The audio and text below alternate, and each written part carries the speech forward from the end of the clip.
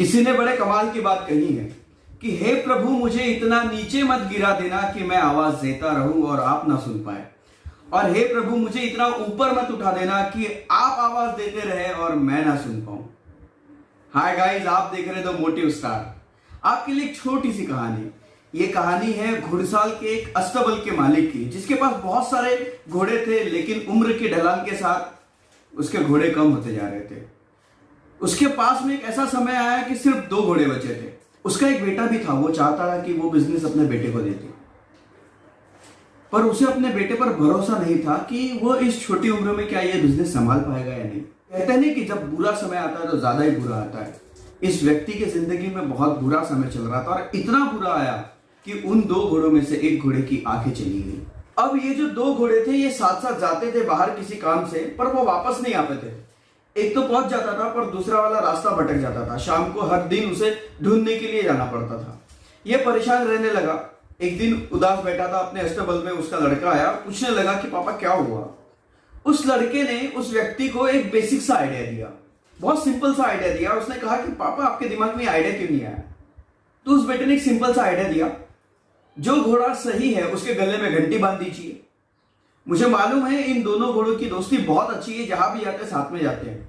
तो ये जब जाएंगे ना बाहर, तो ये जिसको दिखाई नहीं देता वो घंटे की आवाज सुन के रास्ता फॉलो करते करते वापस आ जाएगा। आपको बार बार परेशान होने की और जाने की जरूरत नहीं है। ये आदमी सोचने लगा कि ये सिंपल सी बात उसके दिमाग में क्यों नहीं आई। उसने वही किया। वो जो सही घोड़ा था उसके गले में घंटी बांध दी। जब दोनों घोड़े बाहर जाते थे सुरक्षित वापस आ जाते थे। जो घोड़ा सही था, जिसे दिखाई नहीं देता था, जिसके गले में घंटी बंधी थी, वो इस बात का ध्यान रखता था कि जो पीछे वाला है, जिसे दिखाई नहीं दे रहा है, वो मेरे साथ चल रहा है या नहीं, मेरे साथ आ रहा है या नहीं। उसे साथ साथ लेकर वो वापस आ जाता था। 1.5-2 महीने तक इस व्यक्ति ने देखा। जब इसे लगा कि एक्सपेरिमेंट काम कर गया है, तो उसने अपने लड़के को बुलाया और कहा कि बेटा सुनो, तुम अब समझदार हो गए और लायक हो इस अस्तबल को संभालने के लिए। और कहने लगा कि जब मैं तुम्हारे एज का था तब मेरे पास बहुत सारे घोड़े थे, ये घुड़साल भरी हुई थी, पर अब मेरे पास 2 ही घोड़े हैं। अब जब ये बिजनेस मैं तुम्हें दे रहा हूं तो तुम्हारे पास सिर्फ 2 घोड़े हैं। अब इस बिजनेस को तुम्हें फिर से बड़ा करना है। और वो अपने बेटे को घुड़साल का बिजनेस दे देता है। कहानी तो खत्म हो गई। ये छोटी सी कहानी है, लेकिन ये कहानी घुड़साल की, घोड़ों की और घंटी की नहीं है। ये कहानी आपकी और हमारी है। अस्तबल का मालिक यानी कि वो ऊपर वाला, जो हम सबका मालिक है। और ये जो 2 घोड़े हैं ना, ये आप में से और हम में से ही है। इस वक्त इस धरती पर ये दोनों घोड़े मौजूद हैं। पहले वो वाले जिनके गले में घंटी बंधी है, जो सही घोड़ा है, जिसका काम है कि पीछे वाले को रास्ता दिखाना। और दूसरे वो वाले हैं जिन्हें दिखाई देना कम हो गया है, जो इस वक्त इस अंधे घोड़े के किरदार में है, जिन्हें मदद की जरूरत है। हम में से बहुत सारे लोग हैं जो कि अपनी जिम्मेदारी निभा रहे हैं। छोटा सा काम है, छोटी सी बात है जो मैं आपके साथ शेयर करना चाहता था।